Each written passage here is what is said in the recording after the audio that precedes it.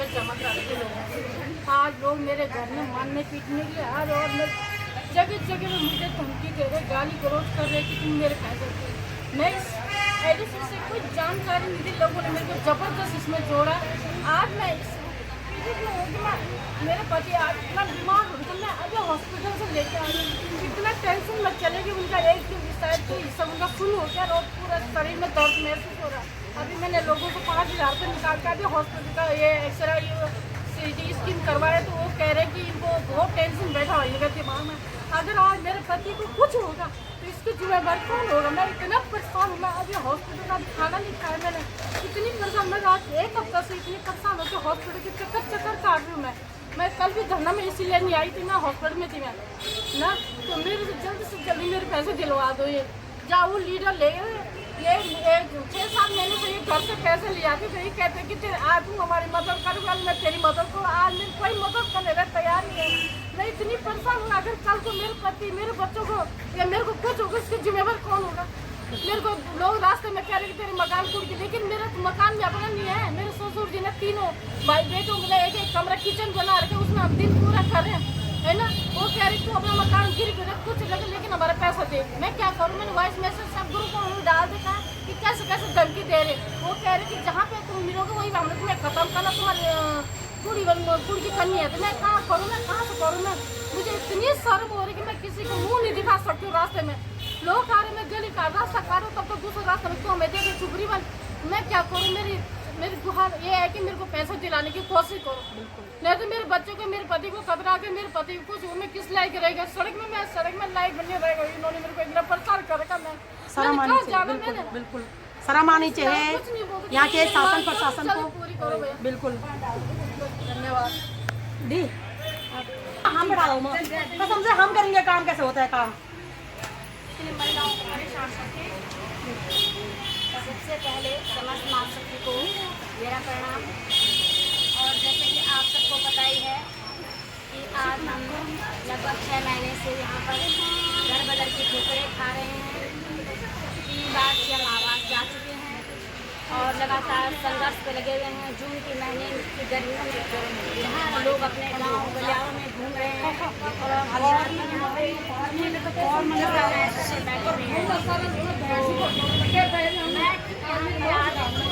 एक साल हो गया है और मेरी मिचोड़ना पूरी हुई थी, तो मेरी 5 लाख अभी वहाँ जमा पूरी हो चुकी थी।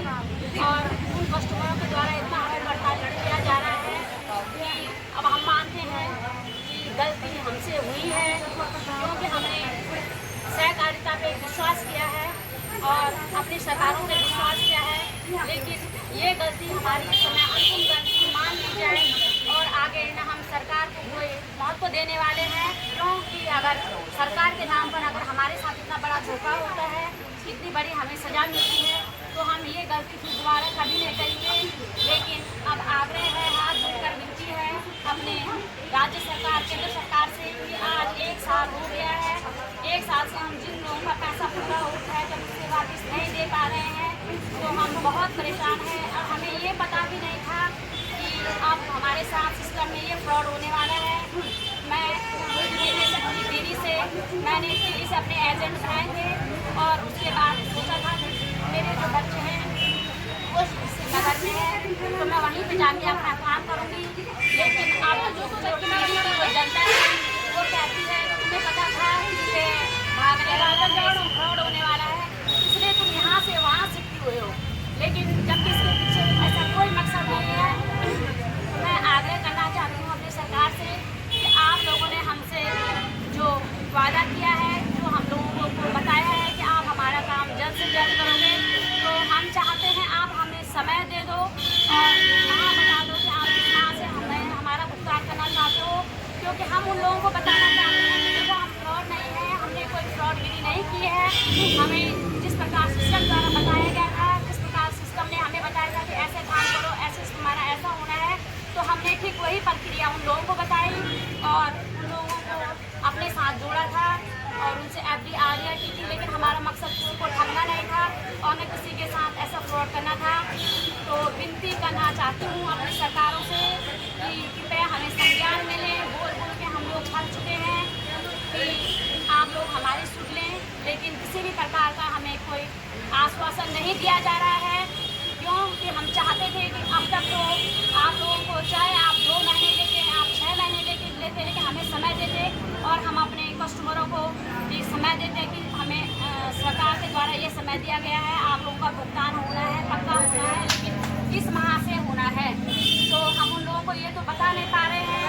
तो लगातार हम इतने परेशान हैं कि आज की डेट में हमें घरों में रहना मुश्किल हो रखा है। गर्मी की छुट्टियाँ थी, हमने अपने घरों में जाना था, अपने मायके जाना था, अपना ससुराल जाना था, लेकिन हमने दोनों जगह से अपने पैरों में कुल्हाड़ी मार रखी है और रह रखे हैं सिर्फ इस धरने के लायक।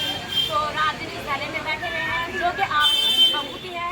आप लोगों के द्वारा हमें ये गिफ्ट मिला है, आप लोगों ने हमें इसी लायक रखा है और आशा करते हैं आप लोग हमें सुनेंगे और हमारी जो है ये जो आपने हमसे काम करवाया है इसमें हमें राहत दिलवाओगे। तो धन्यवाद दी मैंने दी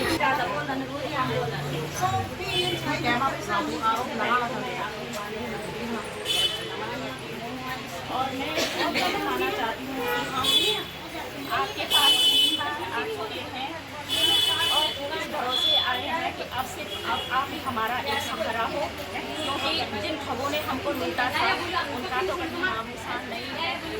और इतने टाइम से हमने गुहार लगाई थी कि उन ठगों को पकड़ के ले आओ, लेकिन 8 दिन तक ही उनका अता पता नहीं है, कार्रवाई कुछ नहीं हो रही है। यहाँ पे हम लोग एक दूसरे को काटने और खाने के लिए तैयार हो रखते हैं, जबकि हम लोगों का कसूर कुछ नहीं है, किसी का भी है ना। हम जहाँ जानते हैं इतना जानते हैं कि यहाँ उत्तराखंड में विष्ट आया था इस सिस्टम को, और हमारी जो विष्ट के नीचे जो जिसने हमसे काम कराया वो थी उर्मिला विष्ट थी। अब उन लोगों का भी कुछ अता पता नहीं है। हमें क्या पता कि वो बंद जेल में बंद हैं कि कहीं ऊपर रखे हैं, अंडरग्राउंड हो रखे हैं, लेकिन हम जब हम शासन प्रशासन पे भी पूछते हैं तो वो बोलते हैं कि कार्रवाई हो रही है और हमने इतने लोगों को गिरफ्तार कर दिया है, लेकिन वो लोग हम उन लोगों को नहीं जानते हैं जो इसके बड़े बड़े लीडर थे, जैसे उत्तम राजपूत हो गया, सवाब हुसैन हो गया, आर.के. सेट्टी हो गया, संजय मोदगिल हो गया और समीर अग्रवाल जो मीर CMD था इसका। हम ये चाहते हैं कि आप उनको पकड़ के रखें और उनकी संपत्ति को पूर्ति करके और आप कुछ अपना भी इसमें सहयोग करके और हम सारी महिलाओं का धन वापस करें। तो यही गुहार हम आपसे लगाते हैं। हम इतना परेशान हो रहे हैं कि हम बोल भी नहीं सकते, हम मतलब इतना हम बयान भी नहीं कर सकते हैं, हम इतना परेशान हो रहे हैं। हम घर से बाहर नहीं निकल सकते, लोग घूमने जाते हैं, हम घर में छुपे हुए हैं कि इतनी डर से लोगों के कि कहीं लोग हम जहाँ पे मिले लोग हमें परेशान कर रहे हैं कि कब मिल रहा तुम्हारा पैसा, कब मिल रहा तुम्हारा पैसा। तुम लोग खाली बंडर कर रहे हो, धरने में जाके झूठ बोल रहे हो, लेकिन हम क्या करें, हम इधर के ना उधर के, तो हम जाएँ पर जाएँ है ना। मैं सरकार से विनती करती हूँ बस आप ही अब एक सहारा हो तो हम महिलाओं की हेल्प कर सकते हैं, करना भी चाहिए। सबसे पहले नमस्कार। और मैं आज बहुत गुस्से में हूँ और मुझे मैं ये बोल रही हूँ कि हमारा क्या कसूर था और जो कि हम इस तरह से प्रताड़ित हो रहे हैं, और जबकि हमारा कोई कसूर नहीं है, कसूर सब उन्होंने मुंह में इतनी गालियाँ आ रही थी, क्या बोल रहे उनके लिए जिन लोगों ने हमें इस तरह से यहाँ पे इस कदर बेइज्जत होने के लिए मजबूर कर दिया है। हमने किसी का बुरा नहीं करा। हमने ATP के तहत भारत सरकार कृषि मंत्रालय के अंडर में जब ये पंजीकृत था, हमने देखा था जिन्होंने हमें जोड़ा है। हम ये भी नहीं बोलते उन्होंने हमारा हाथ पकड़ के हमें ज्वाइन करवाया। मैं ये किसी पे आरोप नहीं लगाऊंगी। आज यहाँ पे इतने मजबूर हम हो चुके हैं लोग, हमें जिनको कि हमने थोड़ा सा बताया होगा भाई काम ये ऐसा ही काम था, इस तरह का काम होता है हर काम। आज जितनी भी कंपनियां हैं सब कंपनियों को बताओ, एक कोई भी कंपनी ऐसी है जिसमें अकेला इंसान काम करता है क्या? सारी कंपनियां ऐसी है कि किसी न किसी को जोड़ा जाता है।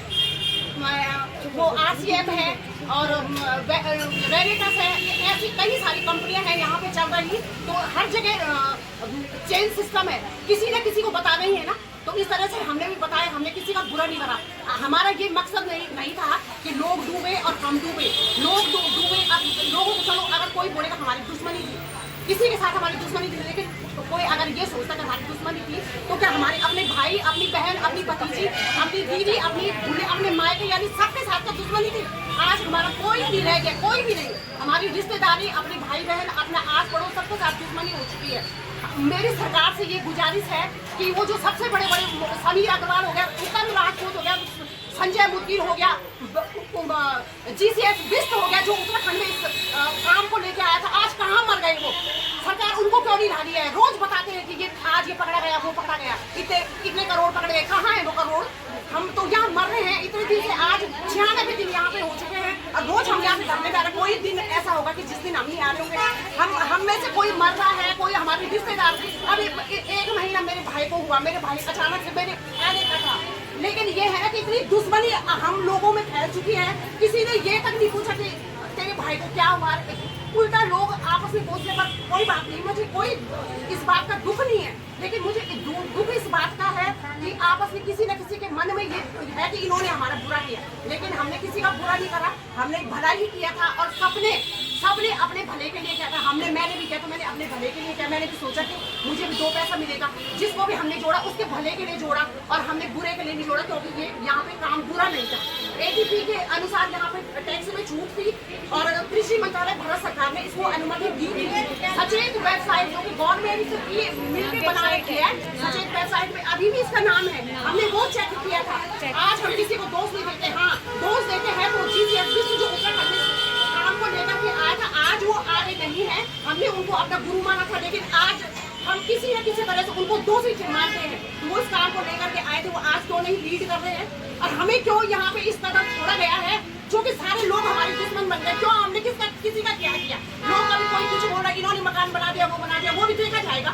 करो आप इंक्वायरी करो, मकान किसका? हमारी पुश्तैनी जमीन है, हमारा पहले का मकान था और आज चेकिंग कोई कर सकता है हमारी कितने मकान है, कितनी जमीन है।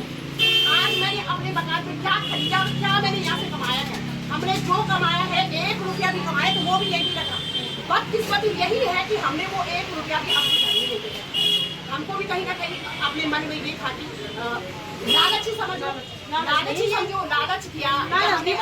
बुद्धिमत्ता बोलते ना, जब से स्टार्ट जमा करना तो बुद्धिमत्ता ही है। मैंने सोचा कि आगे काम आएगा। हमें क्या लगता है, आज अगर हमने 1 रुपया भी अपने घर में रखा होता या किसी और बैंक में होता तो आज जो हमें इतना परेशान कर रहे हैं, जो कि मैं बोल नहीं सकती हूँ, मैं बता नहीं सकती कि किस तरह से हमें लोग परेशान कर रहे हैं, क्योंकि मैं लोग बयान नहीं कर सकती कि क्या क्या बातें हमें बोली जाती है।